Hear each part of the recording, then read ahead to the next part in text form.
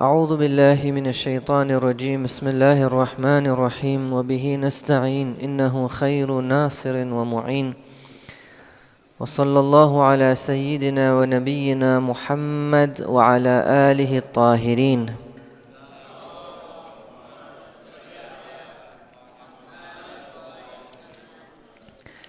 السلام على المهدي وعلى آبائه الطاهرين. Assalamu alaikum wa rahmatullahi wa barakatuh. J'espère que vous allez tous bien, Inch'Allah. Ça fait une semaine de Mahi Ramadan, je pense, n'est-ce pas? Presque une semaine. Une semaine de Dars. J'espère qu'il y a toujours de l'énergie, Inch'Allah. Alhamdulillah, plus on avance, plus j'ai des messages sur WhatsApp avec vos réflexions. C'est vraiment intéressant, merci beaucoup. J'arrive pas toujours à répondre, mais je lis les messages et vraiment c'est super. Des très bonnes réponses, très bonnes réflexions. Bon, parfois il y a clairement un usage de l'intelligence artificielle, ça se voit, mais essayez d'éviter ça. Réfléchissez pour vous-même.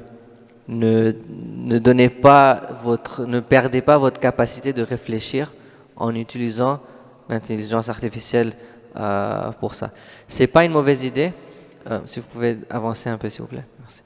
C'est pas une mauvaise idée d'écrire vos pensées d'une façon rapide et puis la donner à l'intelligence artificielle pour réorganiser, mettre des sous-titres, des titres et des trucs pareils. Mais éviter de réfléchir et donner la question à l'intelligence artificielle, c'est pas forcément la meilleure des choses. Alhamdulillah. On a discuté beaucoup jusqu'à présent. On a parlé du tawhid de Allah, ce que ça veut dire.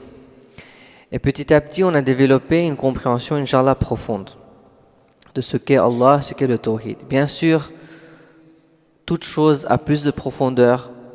Il y a encore beaucoup plus à comprendre. Mais le plus important, c'est de vraiment réaliser cette information qu'on a eue, c'est de vraiment réfléchir dessus et pouvoir comprendre correctement ce qu'on a appris.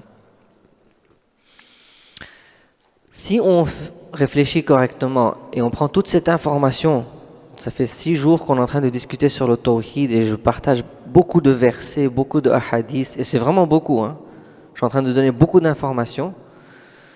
C'est important de réviser, de relire, de prendre des notes, d'organiser les notes, de discuter, de réfléchir dessus. Et quand on arrive à comprendre correctement, surtout à travers la réflexion, on arrive à un état où on réalise que moi, en tant qu'être humain, je suis totalement dépendant de Allah. Je suis nécessiteux, je suis pauvre.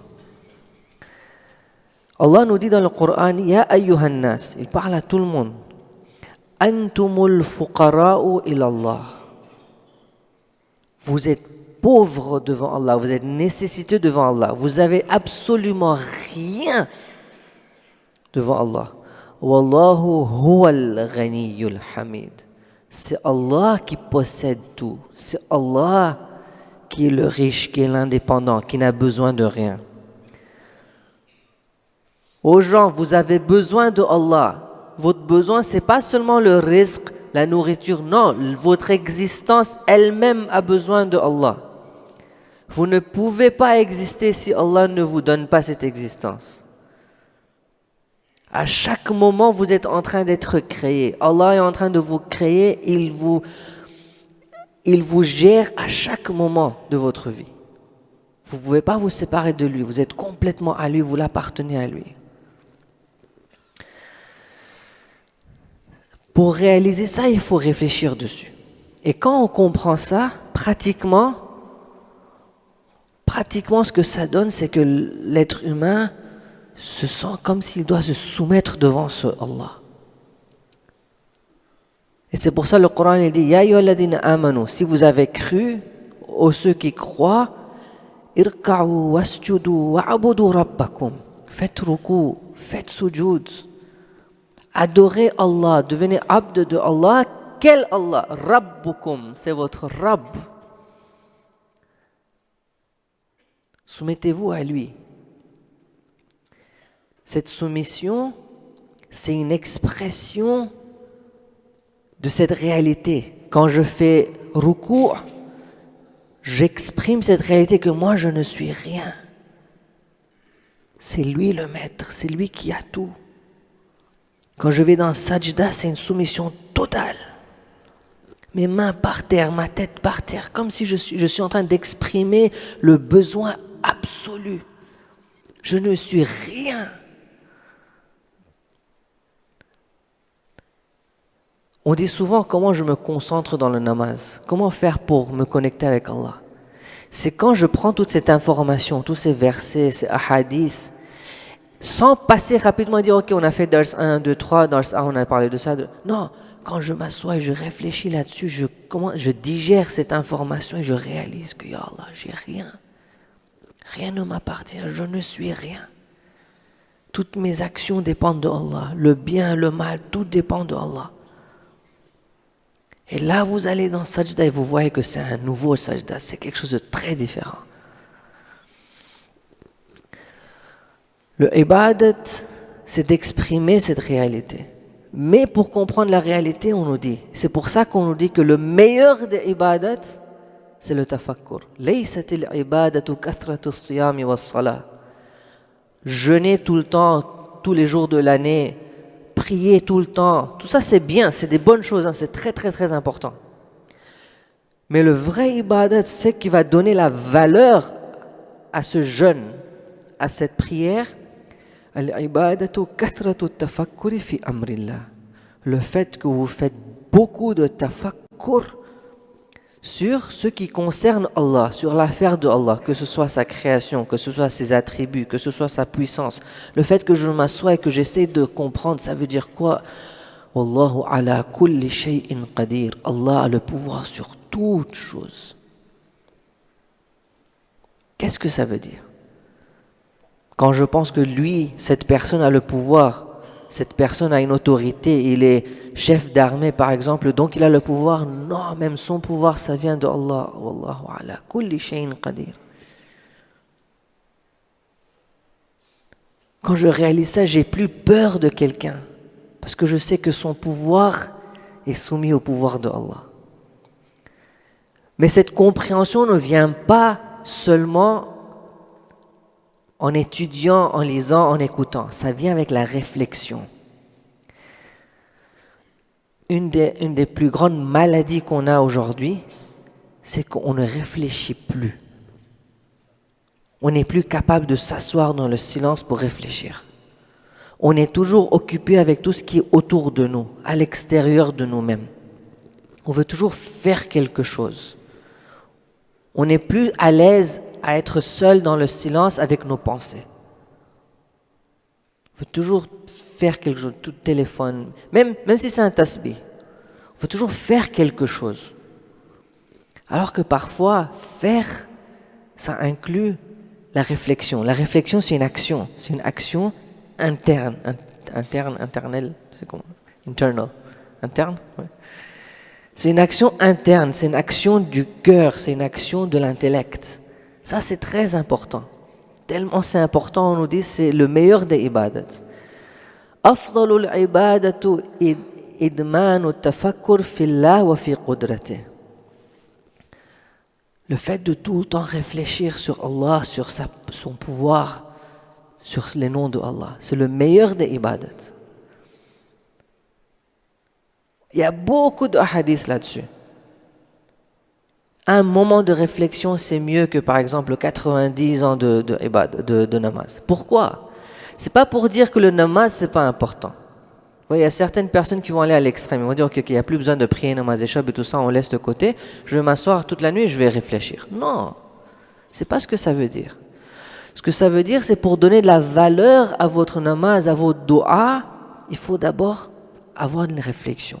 Si vous avez l'habitude, idman ou tafakkur, vous avez l'habitude de réfléchir, vous allez commencer à comprendre les choses en profondeur. Et c'est là où quand vous dites Allahu Akbar, c'est avec compréhension. Quand vous dites Alhamdulillah, c'est avec compréhension. Quand vous allez en sajda, c'est avec compréhension. C'est là où votre namaz aura plus de connexion, aura plus de cette intimité avec Allah subhanahu wa ta'ala.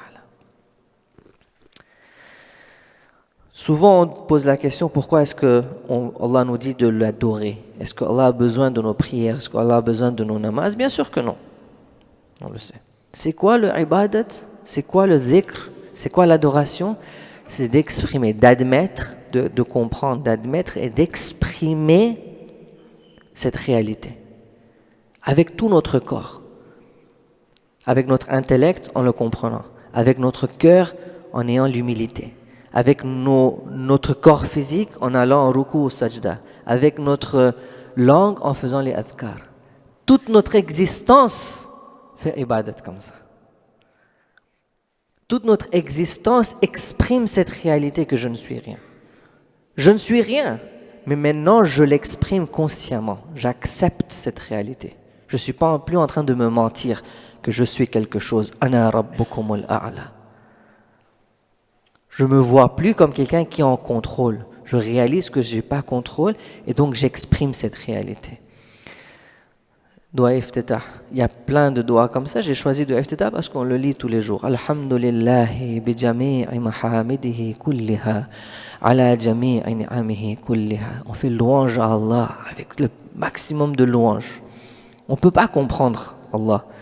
Donc, bi jami'i mahamidihi. Tout ce qui compte comme louange, louange à Allah. Alhamdulillahi alladhi la mudadda lahu fi mulki. Il n'a pas d'opposant dans son royaume. C'est son royaume, ça appartient à lui. Il n'y a personne d'autre à qui ça appartient. Alhamdulillahi alladhi la sharika lahu fi khalqih wa la shabiha lahu fi 'azamati. Alhamdulillah, alhamdulillah, alhamdulillah, alhamdulillah. Vous allez voir beaucoup de doigts où on fait que ça. Alhamdulillah, alhamdulillah.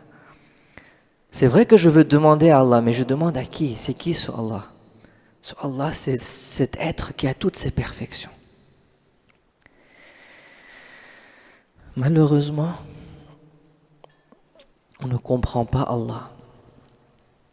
Malheureusement, on n'arrive pas à réaliser c'est qui cet être. On est trop limité. On est trop attaché au matériel. Et donc, vous allez voir dans le Coran, souvent, Allah nous dit, vous ne pouvez pas faire hamd de Allah. Hamd, ça veut dire quoi? Ça veut dire qu'on décrit Allah. On dit que Allah, tu es comme ça, tu es le puissant, tu es Ghafour, tu es Rahman, tu es Al-Alim, tu es tout ça. On décrit Allah. Comment est-ce qu'on peut décrire quelque chose si on ne comprend pas cette chose? Si on ne la connaît pas? Allah est infini, il est absolu. Non, on ne comprend pas l'infini, on ne comprend pas l'absolu. Pour nous décrire, Allah nous donne des exemples de ce monde pour nous décrire ce qu'il est. Notre capacité de comprendre Allah, c'est au niveau d'exemples matériels. On ne comprend pas cet océan immense, infini. Donc dans le Coran, vous allez voir souvent, on nous parle de tasbih.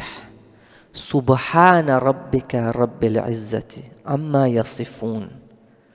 Gloire à ton Seigneur. Tasbih, ça veut dire quoi? Ça veut dire que Allah n'est pas cette chose. Allah n'est pas faible. Allah n'est pas ignorant. Allah n'est pas injuste. Vous voyez la différence? Hamd, ça veut dire, quand je dis Allah est juste, mais moi je ne comprends pas la justice. Tasbih, ça veut dire, Allah n'est pas injuste. Je ne sais pas c'est quoi la justice absolue, infinie, mais je sais qu'il n'est pas injuste. Ça, je peux le dire. Moi, je ne comprends pas le pouvoir éternel. Donc, je sais comment Allahu Qadir, je ne comprends pas c'est quoi Qadir absolu. Mais je comprends qu'il n'est pas faible, qu'il n'a pas de faiblesse, même un peu de faiblesse dans ça. Hamd, Allah, il est Qadir, ça c'est Hamd. Tasbih, Allah n'est pas faible.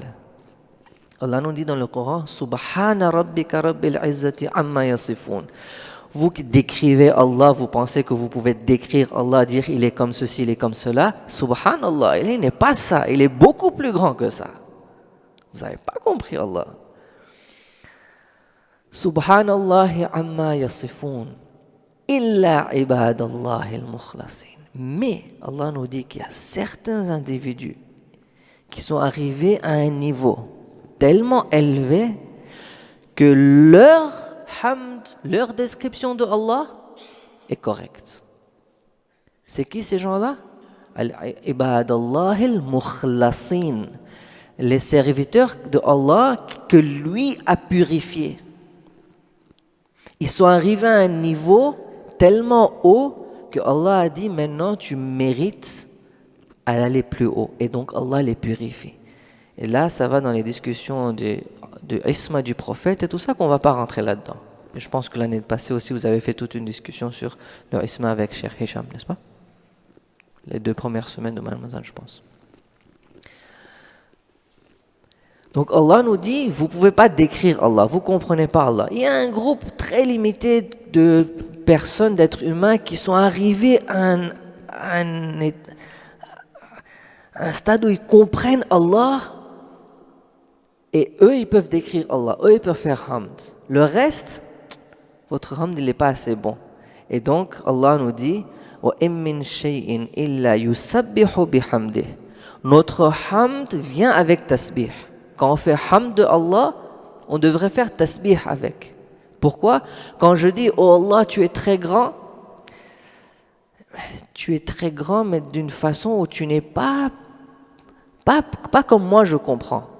Pas comme moi je comprends, plus grand que moi je comprends. Il y a toujours ce tasbih avec. Subhana Rabbi al-Azim wa bihamdi. Subhana Rabbi al-A'la wa bihamdi. Notre compréhension de Allah est limitée. Donc pour faire hamd de Allah, on fait avec son tasbih. On a compris? Le hamd, on décrit Allah, on dit qu'il est absolu, il est infini. Tasbih, ça veut dire on dit que Allah n'est pas mauvais, n'est pas faible, n'est pas ignorant. C'est 2 façons d'exprimer, d'adorer Allah. Mais le hamd, on ne le comprend pas parce qu'on n'arrive pas à comprendre l'infini. Donc on fait tasbih. Notre capacité, c'est de faire tasbih de Allah subhanahu wa ta'ala.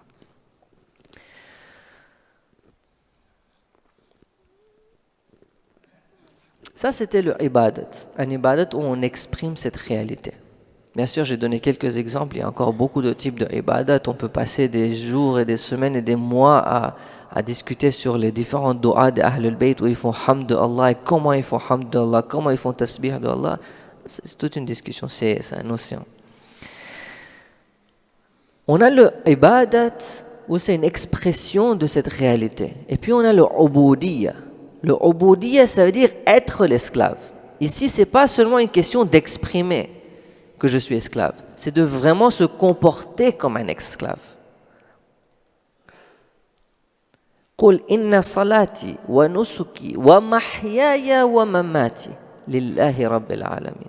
Pas seulement mes prières et mes actes de dévotion, ma vie et ma mort, tout ça appartient à Allah. Tout ce que je fais, ça appartient à Allah. Vivre une vie où tout ce que je fais, c'est pour Allah. C'est ça le ubudiyya, l'esclavage. Je suis esclave de Allah. C'est quoi un esclave? Un esclave, c'est quelqu'un qu'une autre personne appartient. J'appartiens à Allah. C'est pas une mauvaise chose. L'esclavage entre les êtres humains, c'est pas bien. Mais c'est une réalité que je suis esclave de Allah. J'appartiens à Allah. Il fait ce qu'il veut de moi. J'appartiens à Allah. Il est maître de moi. Non seulement je vais dire ça dans mon namaz, mais je vais vivre ça. Je vais vivre le fait que la sharika lah. وَبِذَلِكَ أُمِرْتُ وَأَنَا أَوَّلُ الْمُسْلِمِينَ. Je me soumets à Allah. J'accepte cet esclavage. Certaines personnes, أَنَا رَبُّكُمُ الْأَعْلَى. Je ne veux pas accepter. Je ne veux pas être esclave de Allah. Je suis quelqu'un. أَنْ رَآهُ اسْتَغْنَى. J'amène pas ces versets parce qu'on les a déjà discutés dans les dars précédents. أَنْ رَآهُ اسْتَغْنَى. Il se voit comme quelqu'un d'important, il se voit indépendant de Allah. Cette personne est dans une illusion. Il pense qu'il est indépendant. Allah nous rappelle, faites le ibadat, faites les namaz, faites les adhkar, exprimez cette réalité pour que vous n'oubliez pas que vous êtes esclave. Faites attention. Si vous allez pas faire ibadat, vous n'allez pas faire namaz, vous allez tomber dans l'illusion de l'indépendance.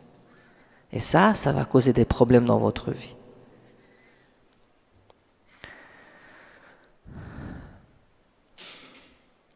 Il y a une personne qui est venue chez Imam Sadiq alayhi salam. Allahumma salli ala Muhammad wa ala Muhammad. C'est une hadith très longue, vous l'avez sûrement entendu. La personne s'appelle Unwan al-Basri. Il vient chez Imam, c'est une très longue hadith. Une partie de ce hadith, il dit à Imam Sadiq alayhi salam, Ya Aba Abdullah, ma haqiqatul ubudiyya, c'est quoi la réalité du ubudiyya? Cette soumission envers Allah, cet esclavage, c'est quoi la réalité de ça? Ça veut dire quoi? Est-ce que tu peux me décrire ça? Alors Imam lui dit, il y a 3 choses très importantes. فَقَالَ ثَلَاثَةُ أَشْيَاء 3 éléments de cette réalité de ubudiyya que l'imam Sadiq décrit pour Unwan al-Basri. Premièrement, c'est que tu considères tout ce que tu possèdes comme appartenant à Allah. Lillahi ma fi samawati wal ard. Imam Sadiq lui dit an la yara al-abdu li nafsihi fima khawwalahu Allah ilayh. Tout ce que vous possédez là, tout ce que vous avez, sachez que c'est pas à vous, c'est à Allah, ça appartient à Allah. Pourquoi? لأن العبيد لا يكون له ملك. Un esclave, il ne possède rien. Lui-même, il appartient au maître. Donc tout ce qu'il a, ça appartient au maître, ça ne l'appartient pas. Tu veux être un vrai abd de Allah, tu veux être un vrai serviteur de Allah, accepte cette réalité. Comprends que tout ce que tu as, ça ne t'appartient pas, ça appartient à Allah. Tout mon corps et tout ce que je possède dans le sens matériel. Même mes enfants, même mon épouse, tout, ma maison, ma voiture, mes habits, mes jeux.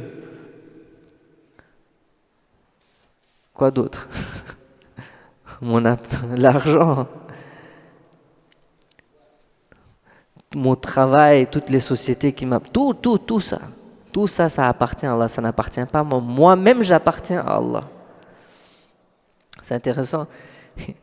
Vous savez, on n'a plus l'esclavage. Mais parfois, il y a certains fuqaha qui font des dars kharij sur l'esclavage. Alors, il y a un de mes profs qui disait que quelqu'un est venu dire « Mais pourquoi vous discutez toujours ça ?» Il n'y a plus besoin, c'est plus pertinent. On vit dans le 20e siècle, 21e siècle. On n'a plus besoin de discuter ces choses-là. Mon prof disait que la raison pourquoi on étudie encore l'esclavage, c'est pour comprendre la relation entre l'homme et Allah subhanahu wa ta'ala. Quand on comprend, quand on parle de tu prends cet homme, tu le vends, tu le donnes à l'autre, on réalise que nous, en tant qu'êtres humains, ça veut dire quoi être esclave?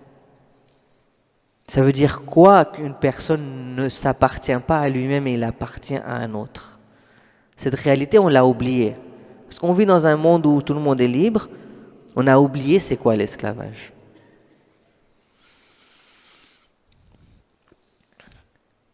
Yarawna al-mal mal Allah. Ils voient que ce qu'ils possèdent, ça appartient à Allah subhanahu wa ta'ala.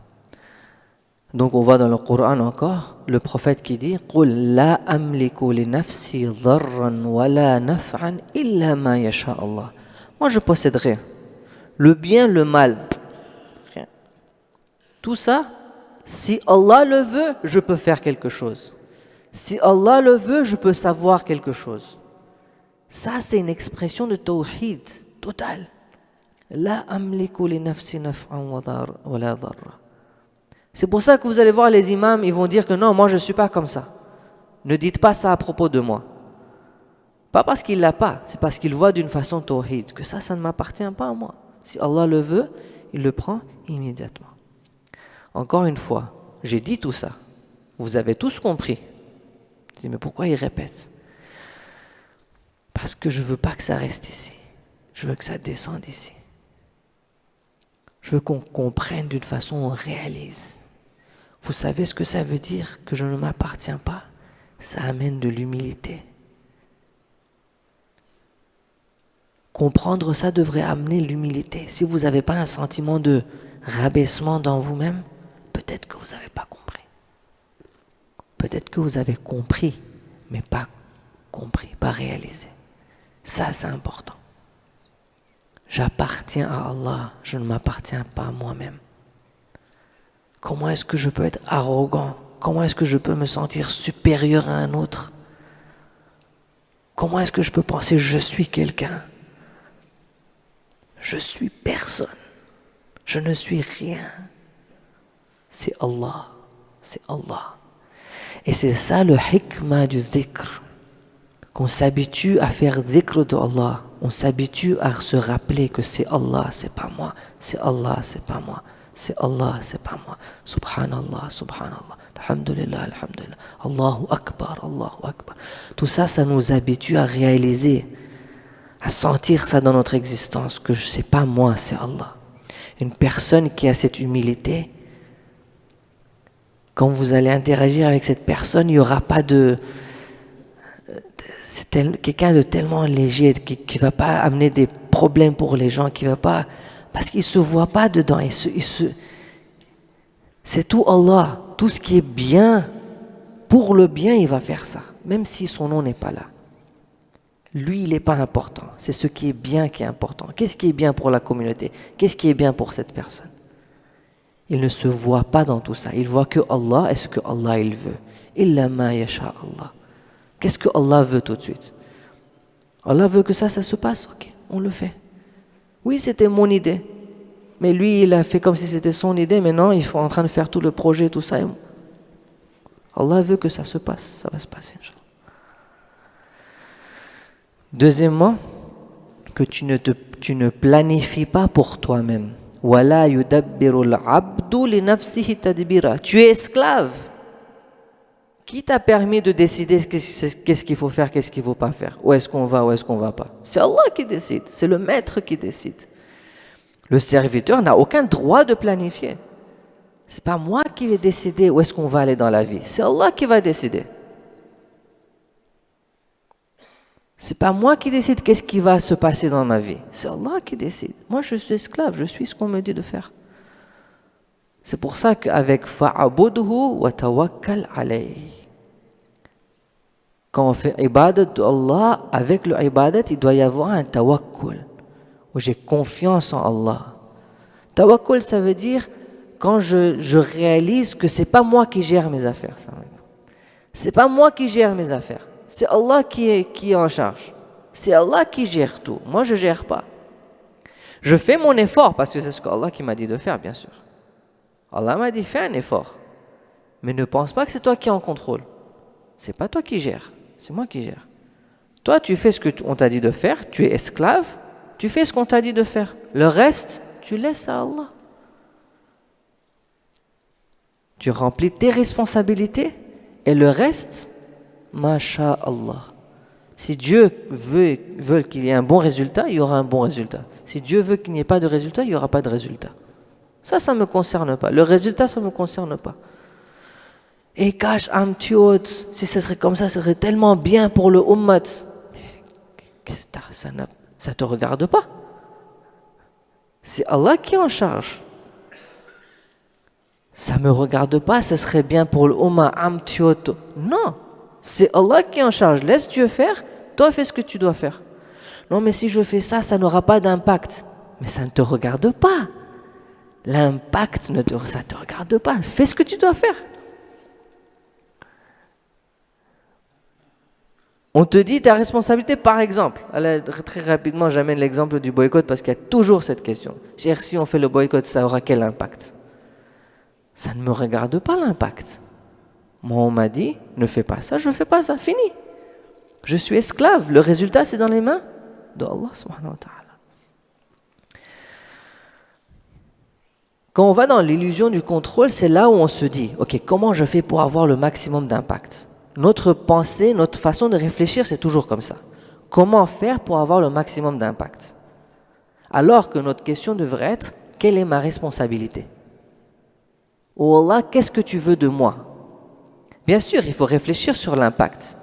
Mais il ne faut pas se dire, je vais faire ça parce que ça a un impact. Je fais ça parce que c'est ma responsabilité. Qu'il y ait un impact ou pas.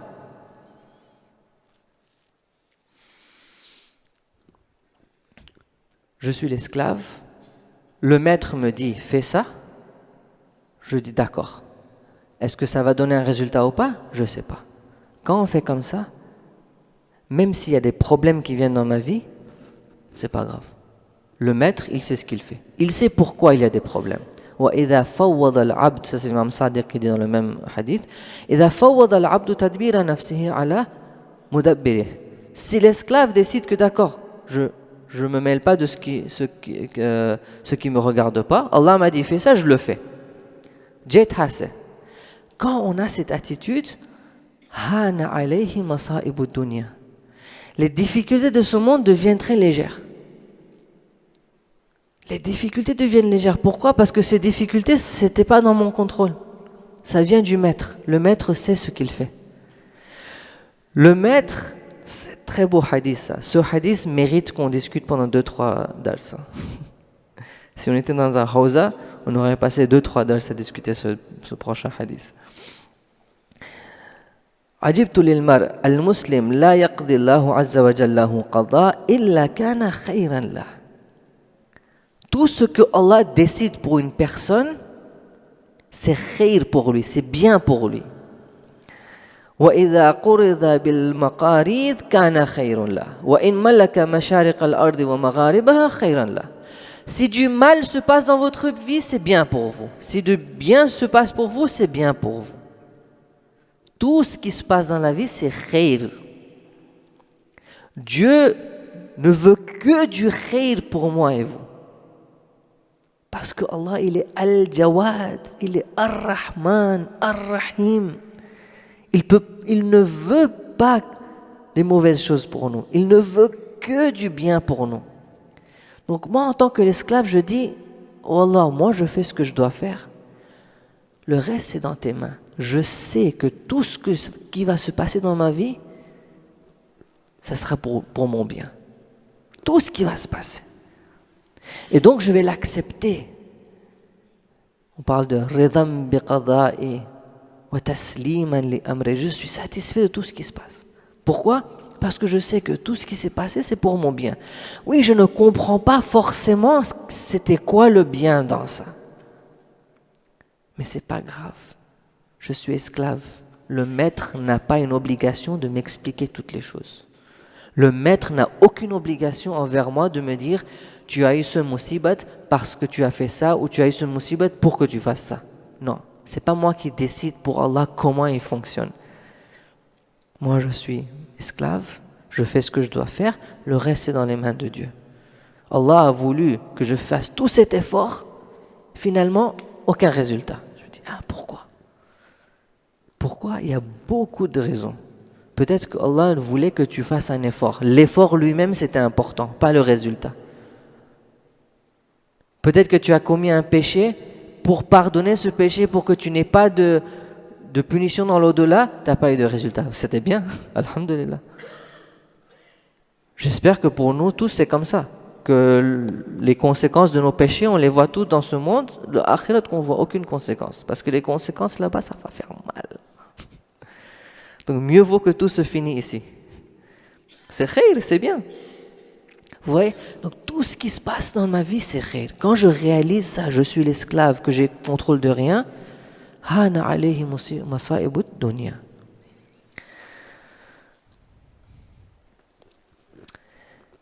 Et c'est là où encore le concept du dua, il vient. Pourquoi est-ce qu'on fait dua? Dua, c'est quoi? Dua, c'est une expression d'impuissance, de dépendance. Je dis, oh Allah, regarde, c'est pas dans mes mains. J'ai fait tout ce que je pouvais, mais maintenant le résultat, il n'est pas dans mes mains. S'il te plaît. S'il te plaît. Les mains vides. Oh Allah, s'il te plaît, fais quelque chose. J'arrive pas. Oh Allah, j'arrive pas. C'est trop dur pour moi. Oh Allah, je ne comprends pas. Fais-moi comprendre. La amliku, la uqaddiru li nafsi naf'an wa la daf'an wa la amliku laha naf'a. C'est une phrase d'un des doigts. Mais doigt iftitar, doigt Abu Hamza Somali. Je n'ai rien. Allah, tu sais, moi, j'ai rien. J'ai besoin de toi. Allah dit à prophète Moussa, demande-moi pour toutes les choses, même pour le sel que tu vas mettre dans ta nourriture. Pourquoi? Parce que rappelle-toi, n'oublie pas, tu n'es pas indépendant même dans le sel que tu vas mettre dans ta nourriture. Mais pour ça, tu dépends de moi. N'oublie pas. Donc demande. Si tu dis, ah, mais j'ai pas besoin de demander le sel, je peux le prendre moi-même. Non, t'as pas compris alors. T'as pas compris que dans tout ça, même les choses faciles, Allah il est là. Allah n'est pas seulement présent dans les activités difficiles. Allah il est présent même dans les choses qui semblent faciles. Vous savez, il y a des gens qui ne peuvent pas lever la main pour prendre le sel. C'est facile parce qu'Allah nous l'a permis. Il y a certaines personnes, Allah n'a pas donné cette capacité, donc il ne peut pas le faire. On est tellement habitué dans le système que je pense que c'est moi. Quand on fait ce doha, on est en train d'exprimer cette impuissance. Oh là, donne-moi. Donne-moi même le sel dans ma nourriture. Plus on fait doha, plus on s'habitue à cette réalisation. Plus on s'habitue à être humble devant Allah. L'humilité, ça ne vient pas tout seul. L'humilité, ça vient avec ça, avec l'expression de l'impuissance devant Allah subhanahu wa ta'ala. C'est pour ça que vous allez voir, plus une personne fait doha, vrai doha, pas seulement lecture du doha. C'est une personne dans la vie de tous les jours qui est très humble, une personne sans difficulté, une personne très à l'aise, une personne qui... facile d'interagir avec cette personne parce qu'il est humble, il voit tout d'un point de vue tawhid, d'un point de vue Allah. Je finis par ce point. Parfois on se pose cette question, mais si Dieu décide de le faire, pourquoi est-ce qu'on fait doua alors? Laisse-le faire ce qu'il veut faire. Pourquoi est-ce qu'on va aller demander? Pourquoi dire, oh Allah, donne-moi ça? De toute façon, il va me donner ce qui est khair. Rappelez-vous que Allah veut faire tarbiyat de l'être humain. Si je ne fais pas doua, je vais commencer à oublier que c'est lui qui est en charge. Le doua de mon côté, ça me rappelle du fait que je suis nécessiteux envers Allah. Le doua, souvent, ça fait partie, c'est une pièce du puzzle qui va faire en sorte que cette chose se réalise.